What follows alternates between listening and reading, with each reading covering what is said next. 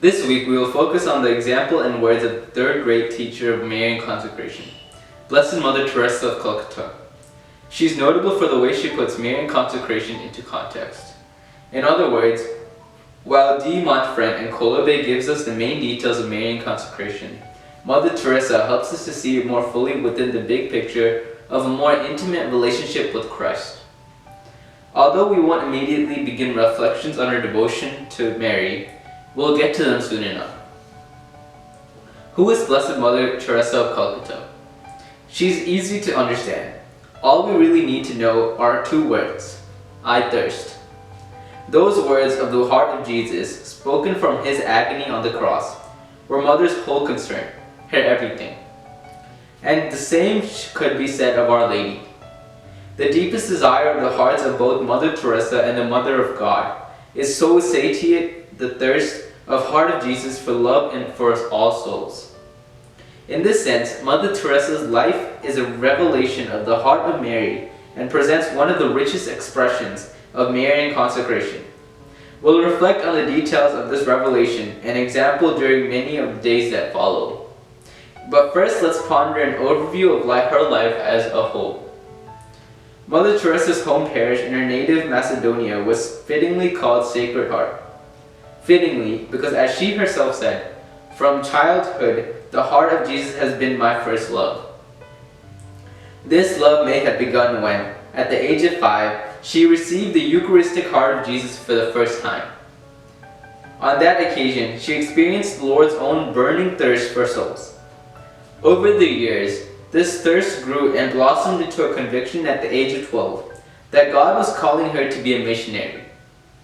When she was 18, she joined the Institute of the Blessed Virgin Mary, the Loreto Sisters, and applied to go to their missions in Bengal, India, where she was sent to the next year. After a year of novitiate, Teresa was assigned to the Loreto community in Calcutta and appointed to teach at St. Mary's Bengali medium schools for girls. The new sister would serve there for more than a decade and a half. Mother Teresa's years at St. Mary's were happy ones. She was a joyful, generous, hard-working sister. In fact, she was so generous with the Lord that, with the permission of her spiritual director, she made an extraordinary vow to refuse Jesus nothing.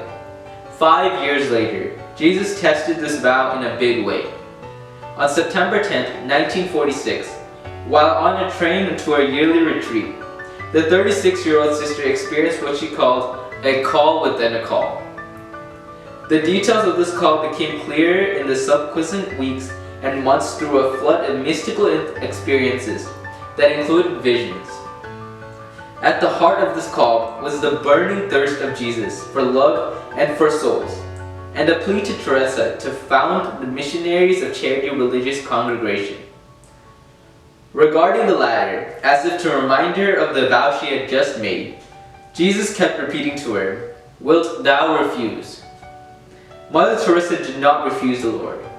After her retreat, she spoke with her spiritual director and, with his permission, contacted the bishop.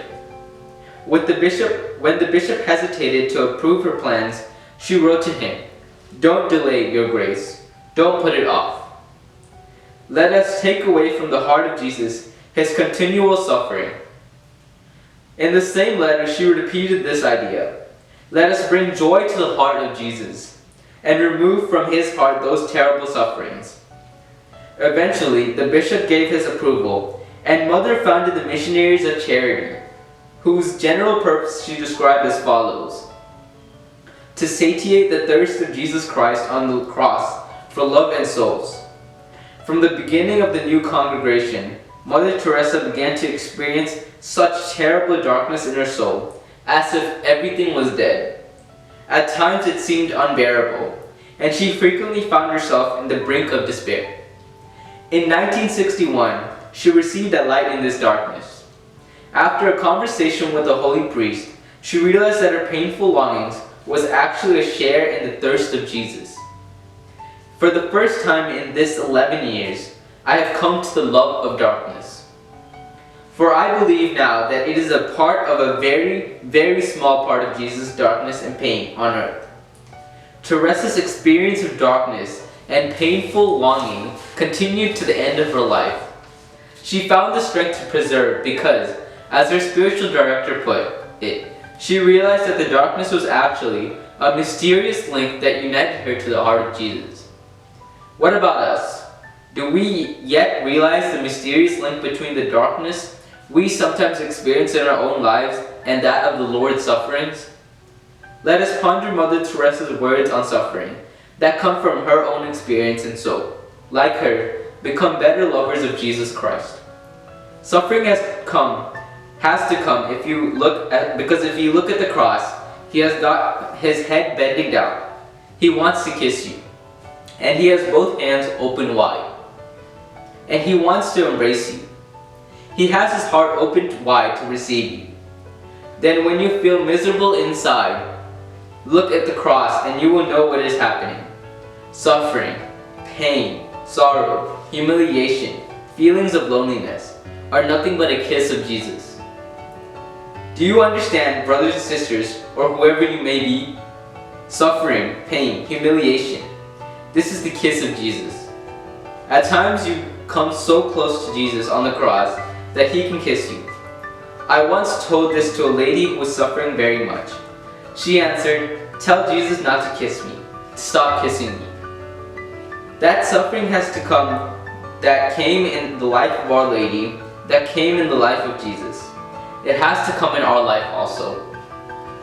Only never put on a long face. Suffering is a gift from God.